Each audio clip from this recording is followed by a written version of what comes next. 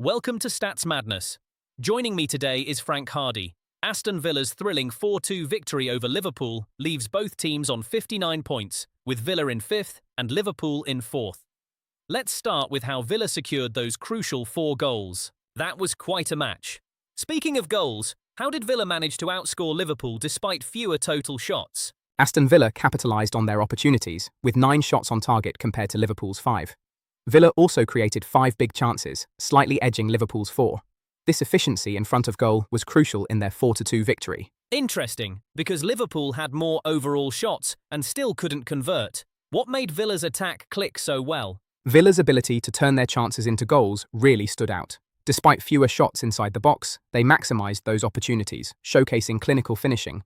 Their 9 shots on target from just 14 attempts highlight their sharpness. So Villa's attack was certainly efficient, but how did momentum shift between these teams throughout the match? Momentum swung significantly, especially in Liverpool's favour during the last 15 minutes. They dominated with 9 total crosses compared to Villa's 3, and their accurate crosses surged to 4 versus Villa's 0. Liverpool also completed 103 successful passes in that period, highlighting their control.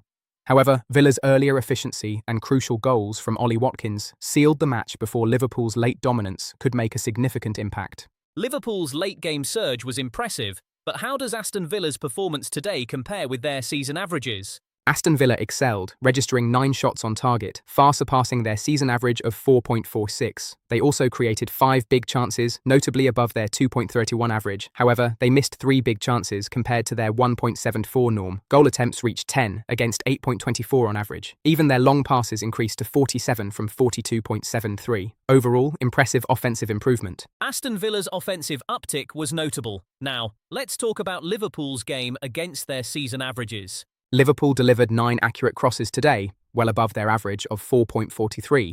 They also made 5 saves, surpassing the 2.75 benchmark.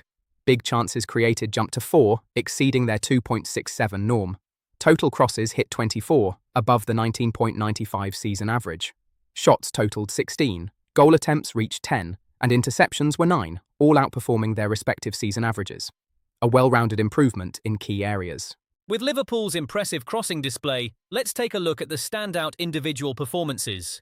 Who caught your eye most during the match? Morgan Rogers was phenomenal for Aston Villa with a stellar 8.48 rating, controlling the forward line. Ollie Watkins also shined with an 8.41. On the defensive side, Liverpool's Virgil van Dijk put in a solid performance, earning a 7.99 rating. John McGinn and Dominic Szoboszlai were crucial with 7.38 and 7.32 ratings respectively, contributing significantly to their team's strategic plays. Speaking of standout performances, let's compare Virgil van Dijk's numbers to his season average. How did he fare? Virgil van Dijk's rating of 7.99 was impressive, well above his season average of 7.1. In interceptions, he hit a personal best with 3.0, far exceeding his usual 1.37. However, his clearances dropped to 5.0, below his 7.32 average. Ball recovery was a struggle at 1.0, compared to his typical 2.46. Aerials won were a highlight at 86%, surpassing his 68.04% season average. Van Dijk's numbers were fascinating, but how does Dominic Szoboszlai's recent performance stack up against his season average? Dominic Szoboszlai turned in a consistent rating showing with 7.32, right in line with his 7.36 average. He excelled in assists and key passes, registering 2.0 and 5.0 respectively, both well above his seasonal averages of 1.17 and 2.61. Additionally, his chances created and big chances created were at 5.0 and 3.0, surpassing averages of 2.46 and 1.27. Szoboszlai's consistency impressed, but let's shift to Ollie Watkins. How did he fare against his season average recently? Ollie Watkins was stellar, scoring 2 goals above his 1.36 season average. His rating surged to 8.41 compared to the usual 6.9. In shots, he registered 6 total and 5 on target, smashing past his 2.63 and 1.76 seasonal averages.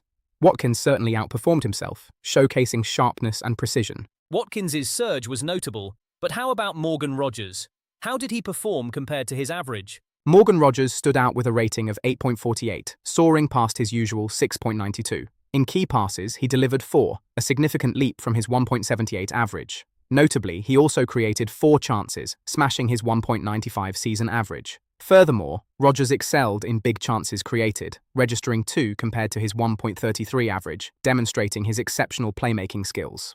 Rodgers' performance surpassed his season average, but how does he compare with other attacking midfielders in the league? Morgan Rogers ranks as a peer leader with his goals average of 1.43, outshining Phil Foden's 1.14. He's also ahead in shots on target at 1.52, surpassing Bruno Fernandes's 1.34. However, Rogers trails in assists, averaging 1.0 compared to Ryan Cherki's 1.19. In key passes, Rogers' 1.78 falls short of Bruno Fernandes's 2.67. Despite these areas, his big chances created at 1.33 is peer-leading, closely matching Bruno Fernandes. Frank's insights on Rodgers' stats were enlightening, especially as Aston Villa clinched a 4-2 victory, highlighting tactical contrasts. Both teams displayed unique approaches. Frank, thank you for your expertise. Viewers, we appreciate your company on Stats Madness. See you next time.